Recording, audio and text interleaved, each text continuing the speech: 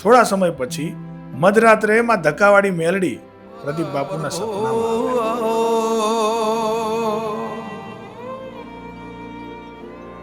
9 મહિના અને 13 દિવસે 26/10/1989 ના રોજ પ્રદીપ બાપુનો જન્મ થયો.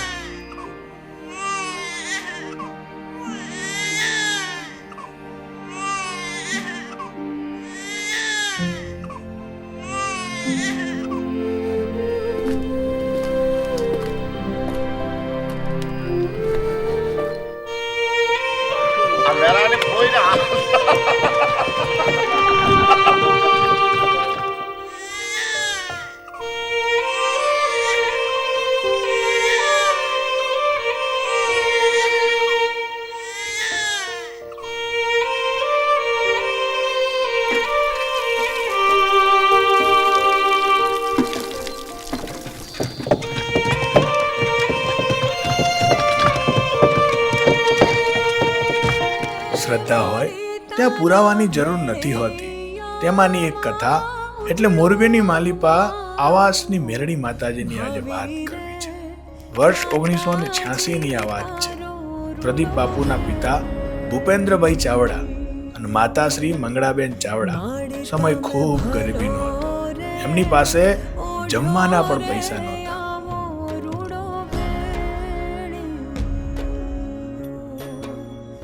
એક પુત્ર હતો 6 મહિનાનો. એ બીમાર હતો, એની દવા લેવાના પણ પૈસા નહોતા.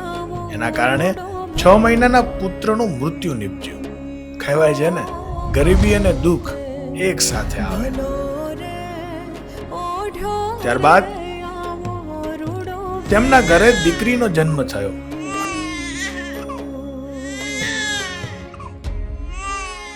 પણ એક માને દીકરાની આશા હતી.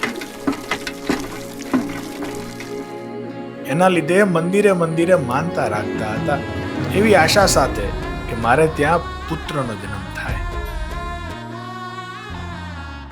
એક દિવસ એક ભલા વ્યક્તિએ મંગળાબેનને કહ્યું કે એકવાર સુરેન્દ્રનગર નકતી વાવની મેલડી માતાજીને ત્યાં દર્શન કરતા આવો. મેલડીમાં તમારી આશા પૂરી કરશે. મંગળાબેન અને ભૂપેન્દ્રભાઈ નકતી વાવની મેલડીએ દર્શન કરવા ગયા.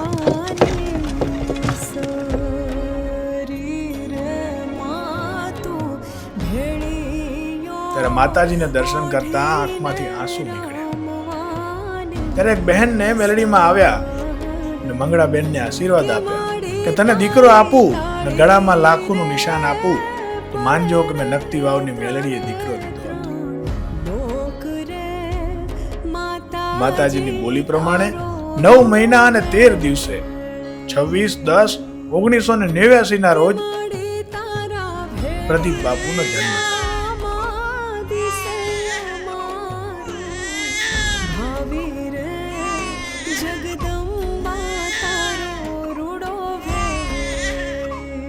ધીમે ધીમે સમય જતા પ્રદીપ બાપુની ઉંમર 5 વર્ષની થાય છે. ત્યારે એમની કુળદેવી માતા ચામુંડા છે. ધક્કાવાળી મેલડી માતાજી પ્રત્યેની લાગણી તેમની હારે તાર એવો અતૂટ તાર બંધાઈ ગયો છે. તુહી મેલડી, તુહી મેલડી. 5 વર્ષની ઉંમરથી જ ધક્કાવાળી મેલડી માતાજી સાથે વેણે વાતો કરતા. ધીમે ધીમે સમય પસાર થતા પ્રદીપ બાપુની ઉંમર મોટી થાય છે. એક સમય એવો પણ આવ્યો, માણસોને એવું લાગવા લાગ્યું પ્રદીપ બાપુ જે બોલે છે એ સત્ય થાય છે. તેમના મિત્રો નાનપણથી જ આશીર્વાદ લેવા માટે આવતા. સમય જતા પ્રદીપ બાપુની ઉંમર મોટી થઈ. માં ધક્કાવાળી મેલડી પાસે વાત રાખે છે, માતાજી, મેં તારી પાસે કોઈ દિવસ મારા માટે કંઈ માંગ્યું નથી, પણ તું મને આવાસમાં રહેવા માટે એક મકાન અપાવે તો તારે ત્યાં ઉઘાડા પગે ચાલીને આવીશ. માતાજીને કહ્યું. માતાજીએ મકાન અપાવ્યું.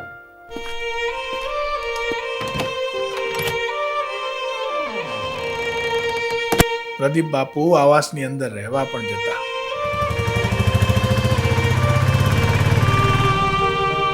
થોડા સમય પછી મધરાત્રે માં ધક્કાવાળી મેલડી પ્રદીપ બાપુના સપનામાં,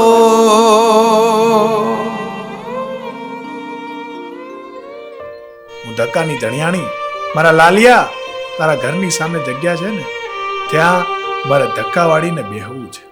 તે બોલીને માતાજી ચાલ્યા ગયા. સબરીની ઝૂંપડીએ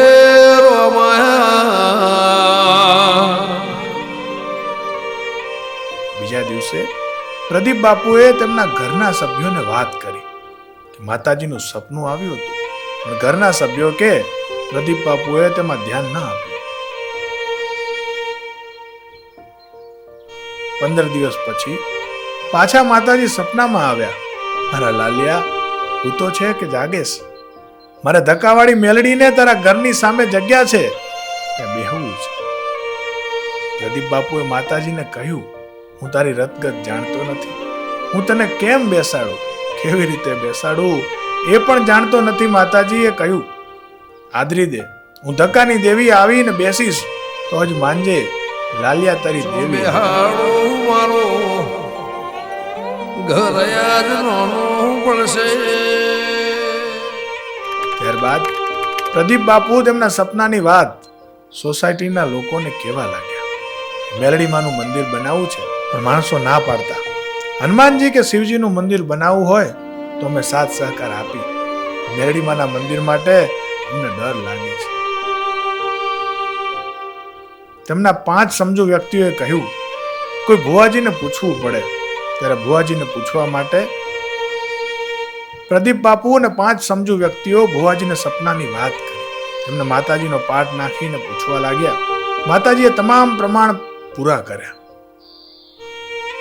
ત્યારે ધક્કાવાળી મેલડી માતાજીએ કહ્યું, હું એક નામથી નહીં બેસું, આવાસમાં બેસું છું તો હું આવાસની મેલડી તરીકે પૂજાઈશ.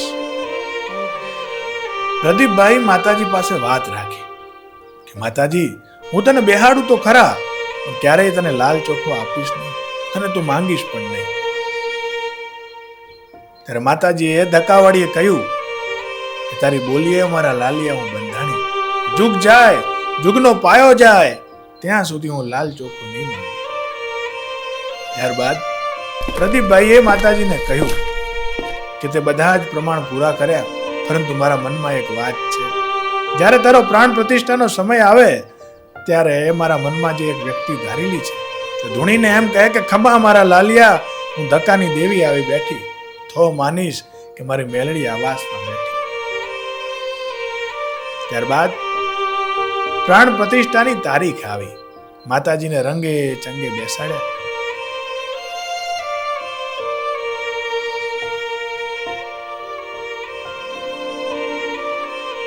પંચના ભુવાને નાના નાના 4 બાળકોને ધૂણાવ્યા અને પ્રદીપભાઈને કહ્યું, તમારું પ્રમાણ પૂરું થયું. પ્રદીપભાઈએ એમ કહ્યું કે મેં 12 વર્ષની નાની દીકરી ધારી છે, તે ધૂણે ને તેના કોઠે ધક્કાવાળી મેલડી આવે તો હું માનું કે મારી મેલડી આવીને બેઠી. ત્યારે પંચના ભુવા કહેવા લાગ્યા કે દીકરી પારકા ઘરની અમાનત કહેવાય, એને સાસરે જવાનું હોય તો એના ખોડીએ માતાજી ઉતરાય નહીં. ત્યારે માતાજીને પ્રદીપભાઈ કડવા વહેણ બોલવા લાગ્યા. ત્યારે પ્રદીપભાઈના ખોડિયામાં ધક્કાવાળી મેલડીમાં સૌ પ્રથમ વખત ઉતર્યા અને પંચને કહેવા લાગ્યા કે હું ધક્કાનું ધરમ મેલડી, હું આપે બેઠી, મારા લાલિયાની ભક્તિ મને વાલી લાગી.